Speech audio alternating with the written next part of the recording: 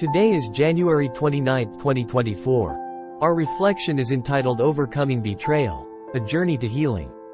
First reading, 2 Samuel chapter 15, verses 13 to 14, 30, and chapter 16, verses 5 to 13. An informant came to David with the report, "The children of Israel have transferred their loyalty to Absalom." At this, David said to all his servants who were with him in Jerusalem, "Up! Let us take flight, or none of us will escape from Absalom. Leave quickly, lest he hurry and overtake us, then visit disaster upon us and put the city to the sword." As David went up the Mount of Olives, he wept without ceasing. His head was covered, and he was walking barefoot. All those who were with him also had their heads covered and were weeping as they went.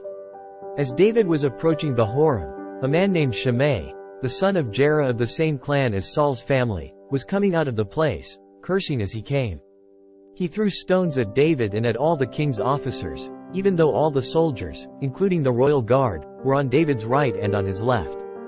Shimei was saying as he cursed, "Away, away, you murderous and wicked man. The Lord has requited you for all the bloodshed in the family of Saul, in whose stead you became king, and the Lord has given over the kingdom to your son Absalom. And now you suffer ruin because you are a murderer." Abishai, son of Zeruiah, said to the king, "Why should this dead dog curse my lord the king? Let me go over, please, and lop off his head." But the king replied, "What business is it of mine or of yours, sons of Zeruiah, that he curses? Suppose the Lord has told him to curse David. Who then will dare to say, 'Why are you doing this?'"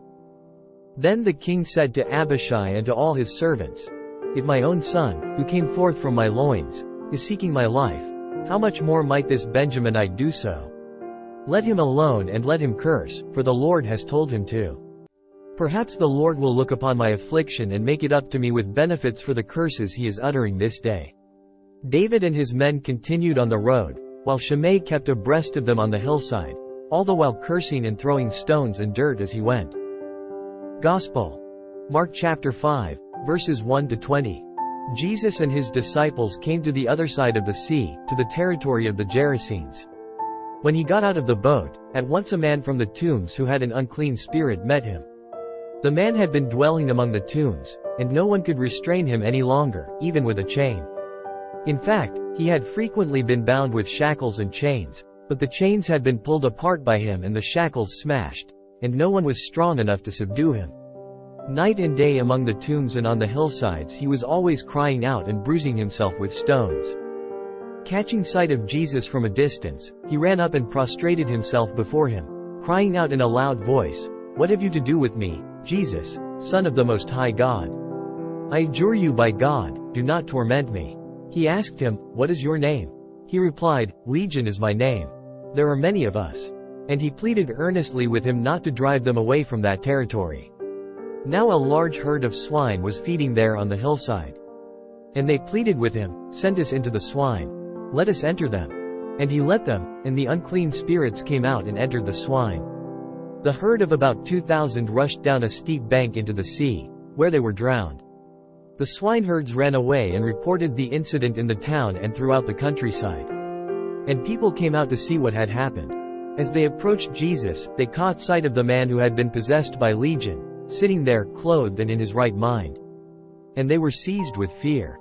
Those who witnessed the incident explained to them what had happened to the possessed man and to the swine. Then they began to beg him to leave their district. As he was getting into the boat, the man who had been possessed pleaded to remain with him. But Jesus would not permit him but told him instead, "Go home to your family and announce to them all that the Lord in his pity has done for you." Then the man went off and began to proclaim in the Decapolis what Jesus had done for him, and all were amazed. The first reading today takes us into the heart-wrenching narrative of David's betrayal by his trusted advisor, Ahithophel, and his son Absalom's rebellion. The atmosphere is heavy with the weight of deceit and political intrigue. As we delve into the story, we can't help but empathize with David's pain, a pain that resonates with the betrayals we may have faced in our own lives. In the Gospel, we encounter a different kind of turmoil. Jesus confronts a man possessed by a legion of demons, living among the tombs.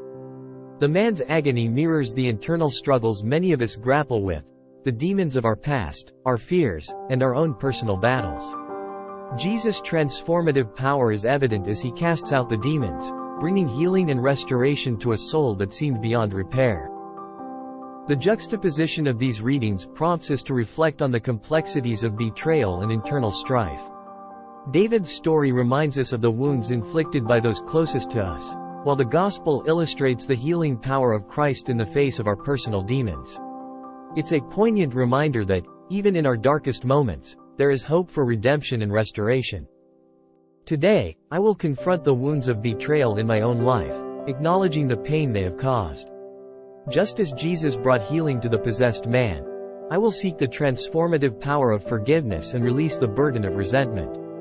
Additionally, I will reflect on my own internal struggles, identifying the metaphorical demons that hinder my spiritual and emotional well-being. Through prayer and reflection, I will invite the healing presence of Christ into these areas, trusting in His ability to bring about transformation and peace. If you found this video meaningful, I invite you to show your support by hitting the like, subscribe and share button, as this will help us reach more people with these reflections. Together, we can create a community that seeks wisdom and spiritual growth.